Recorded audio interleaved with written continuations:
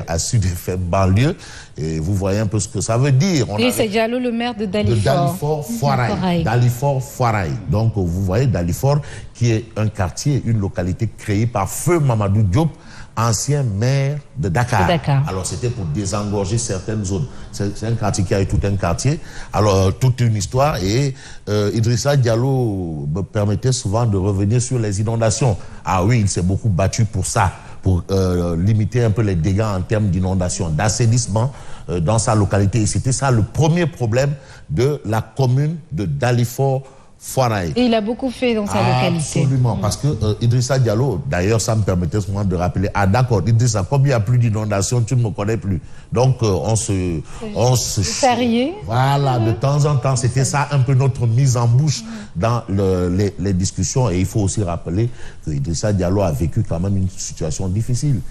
Il a perdu ses enfants lors du naufrage du bateau le Joola. Donc, comprenez un peu que c'est un homme qui s'en est allé. Il a été marqué un peu, il a fait preuve de conviction politique. Il s'est allié à Khalifa Ababacar Sall quand il le fallait. Il avait des positions assez tranchées. Donc c'est l'occasion pour nous d'adresser des condoléances justement à la nation sénégalaise, parce que c'était quelqu'un qui était un peu dans la politique au Sénégal, mais également le rappel à Dieu du général Niang, Mamadou Niang, le général Niang. Alors aujourd'hui aussi, c'est un peu le consensus qui est orphelin. Le consensus politique qui est orphelin, justement, avec le rappel à Dieu du général Niang. Il fut d'ailleurs ministre de l'Intérieur dans le gouvernement de Moustapha Niasse. Absolument. Il a été ministre de l'Intérieur. C'est que c'est de hautes personnalités, des gens qui ont qui ont marqué d'une pierre blanche leur passage dans un peu l'État, dans la République. Donc, tout ce que nous pouvons faire, c'est de leur rendre hommage et de demander tout simplement à Dieu d'accueillir toutes ces personnalités, de Idrissa Diallo à Mamadou Niang, à passant par le professeur Ibader Thiam, vous avez Pape Diouf de Marseille, Seyda Maria Magnas, et entre autres, ils sont nombreux à nous dire au revoir durant cette année 2020. C'est un peu ce point que les gens font, et il y a aussi l'actualité politique, bien entendu. L'actualité politique un peu avec le débat autour du troisième mandat. Et là, c'est la Tribune qui note quand même que la première opposition au troisième mandat de Macky Sall, c'est dans APR et Benno. Dans l'APR et dans Benno.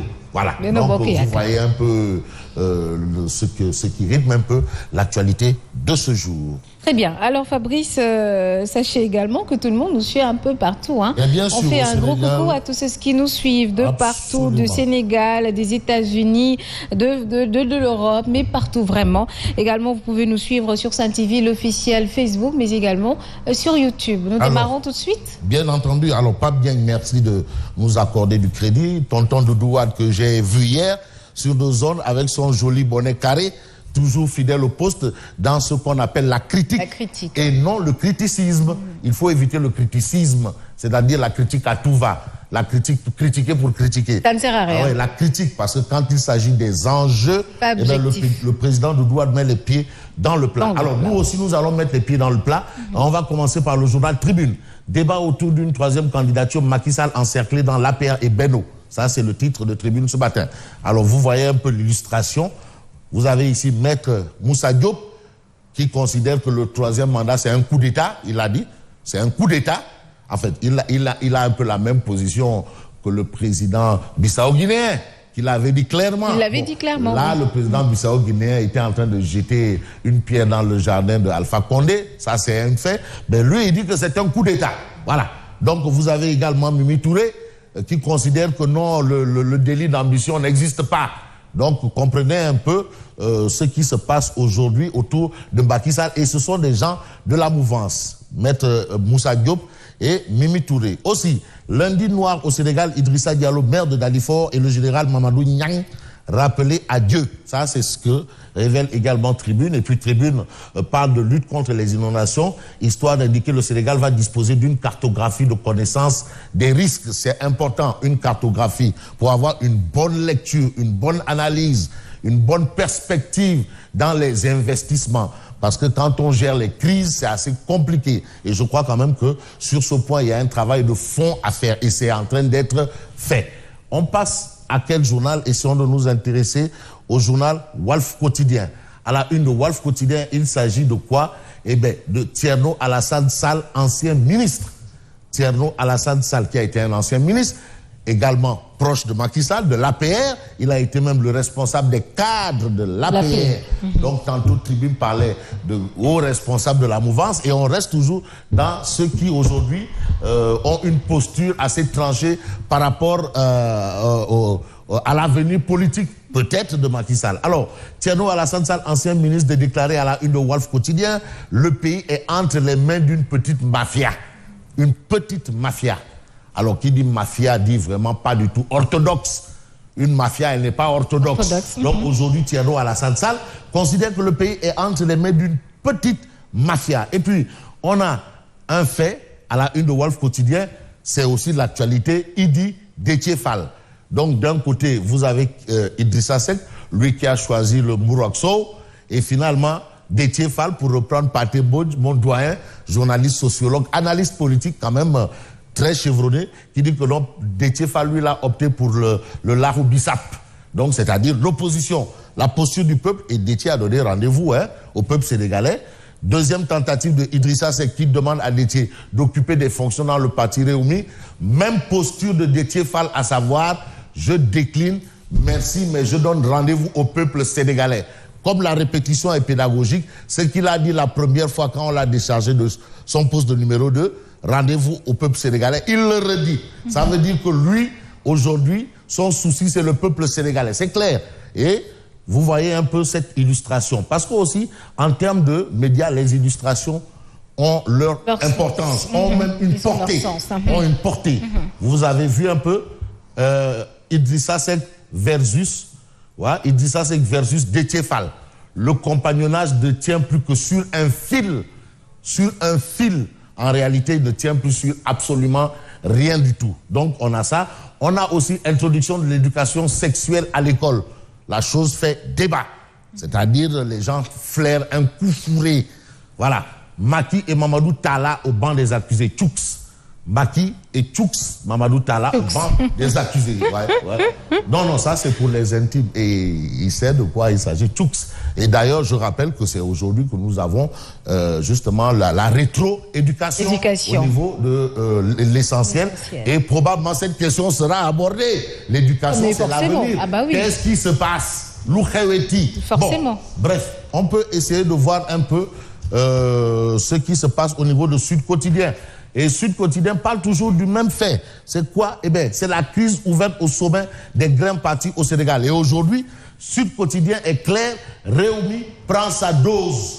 Réumi prend sa dose. Idrissa Seck a dit maintenant, l'heure est au Mouraxo. Réumi qui a déjà formé son équipe. Réumi a formé son équipe. Le Réumi qui a formé son équipe avec Déthié Fall toujours dans l'équipe, mais Déthié Fall décline et dit je donne rendez-vous au peuple sénégalais, pas au Mouraxo, mais au Lahou Bissap. Ça c'est la formule de Pathé Mbodj. Pathé Mbodj qui est un wadologue, et un PDSologue, un libéralologue. Bon, vous avez aujourd'hui Momar Diong, qui a été consultant chez nous et aujourd'hui qui analyse la situation. Quelle situation? Eh bien, la situation selon laquelle on note quand même que le parti Réumi prend un coup et c'est au sommet. Et puis, introduction ou non? Voilà, introduction ou non?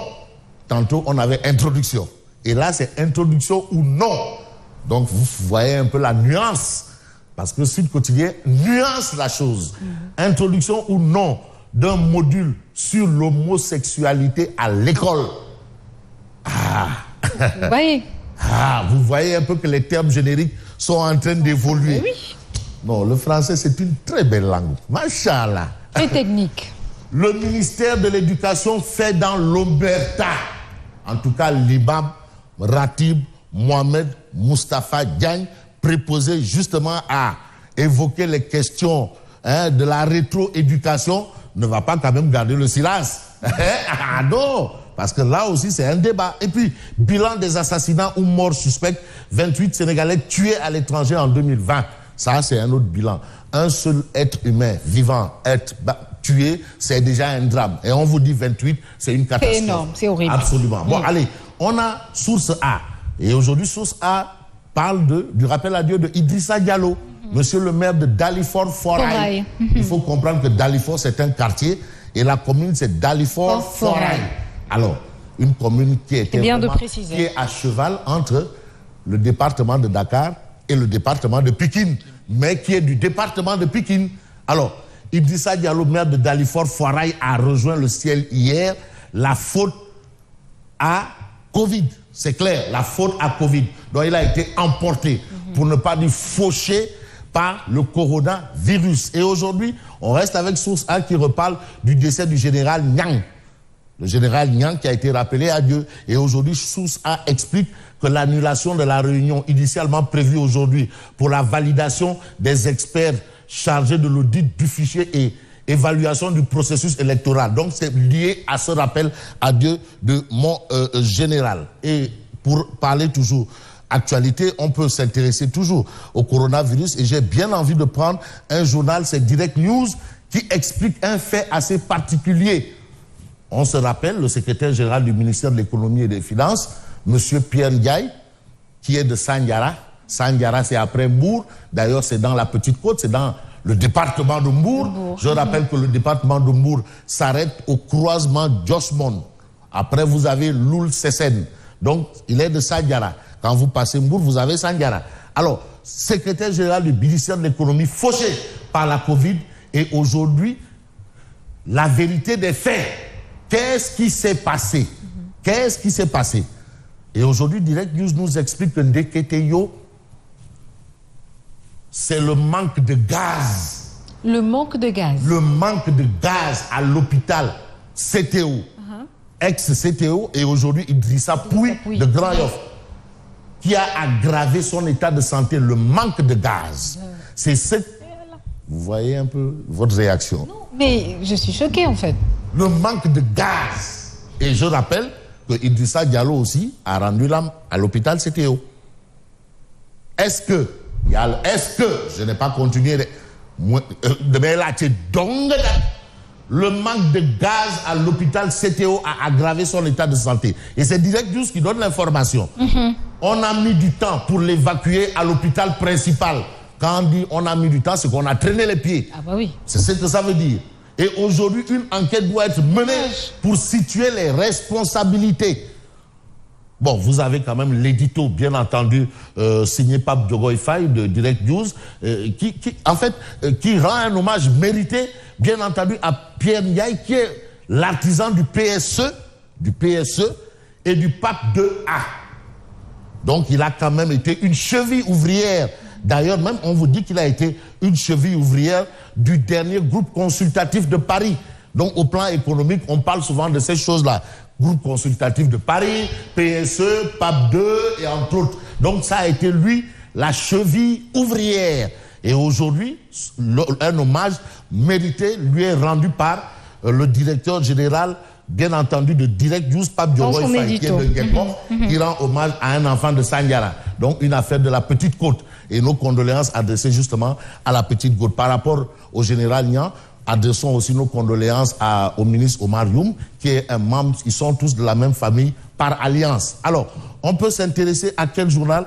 Parlons un peu du journal Enquête. Aménagement du territoire. Le débat a été posé. Est-ce qu'il faut supprimer les villes? Ngapati, Ngololi, Sambatanya, Mademba. Le débat est toujours posé. Aujourd'hui, aménagement du territoire, mais ce que retient Enquête, c'est le constat d'échec. Échec total. Je veux même dire global. Monumental. Complet. Échec. On ne va pas dire émat là-bas. L'hémicycle a voté hier la LOADT pour réduire le déséquilibre entre les territoires à travers le PNADT. L'État prévoit 10 métropoles pour désengorger Dakar. Et on a Oumar Gueye Sangalkam, lui-même qui est un élu. Je rappelle que Oumar Gueye est élu depuis longtemps quand même, et qui a subi quand même une injustice. On lui a infligé, je me rappelle, ça c'est récent, on lui avait infligé une délégation spéciale, à tort. Voilà. Oumar Gueye qui dit « La ville n'a plus raison d'être car il faut respecter point de suspension ». Ça, c'est son point de vue. Et finalement, d'autres vous diront que bon, ben, je ne vais pas dire des niaiseries, c'est des blablabla. Bref, constat d'échec par rapport à l'aménagement du territoire. Et puis, on peut évoquer un autre point. Le point, c'est le journal Critique. Pour terminer avec Critique. Homme de l'année 2020. Vous voyez un peu beaucoup de journaux. Vous avez le quotidien Réumi qui a décerné le titre d'homme de l'année au professeur Seyni. Voilà, la cheville ouvrière de la lutte justement contre le coronavirus. Il avait remporté un combat contre Ebola. Le seul cas a été géré de manière scientifique, c'est-à-dire cartésienne. Et aujourd'hui, quand même, il est l'homme de la Covid. Et aujourd'hui, Critique nous dit que par rapport au titre d'homme de l'année 2020, mais Macky Sall est hors course. Macky, hors course. Selon Critique. Selon Critique. Critique. Papsar. Critique. Et puis, on a le ministère de la Santé et de l'Action sociale, les grandes réalisations de Abdoulaye Diouf Sarr, les hôpitaux de Kaffrine, Touba, Sédhiou et Kédougou, bientôt livrés. Ça, c'est ce que révèle Critique. Bon, vous savez, les Gessemer, les Mbalo Diacham, eux, ils ont souvent une autre lecture de la situation. Hein. On attend de voir parce que c'est bien les hôpitaux, mais ceux qui travaillent dans les hôpitaux, il faut des médecins, des sages-femmes, et patati et patata. Et là, maintenant, c'est une autre, comme on dit, une autre paire de manches, tout simplement. Merci Yacine. Merci beaucoup Fabrice qui se transforme de temps à autre en professeur d'histoire géo. Merci en tout cas, vous le retrouverez tout à l'heure sur 89.7 Zik FM à 7h mais également à 12h. À tout de suite pour le flash d'information.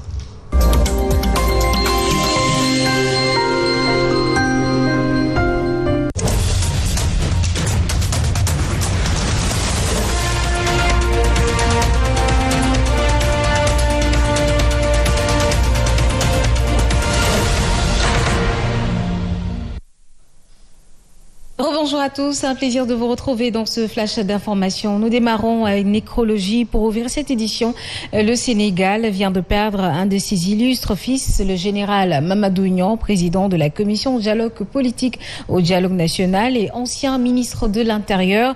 Né en 1938 à Podor, le général Niang est un officier général sénégalais ayant exercé beaucoup de fonctions. De 1991 à 1992, il est nommé par le président Abdou Diouf, président de la Commission nationale de gestion de la paix en Casamance, président également de l'Observatoire national des élections ONEL de 1997 à 98, ambassadeur auprès de la Guinée-Bissau de mai 1999 à mars 2000.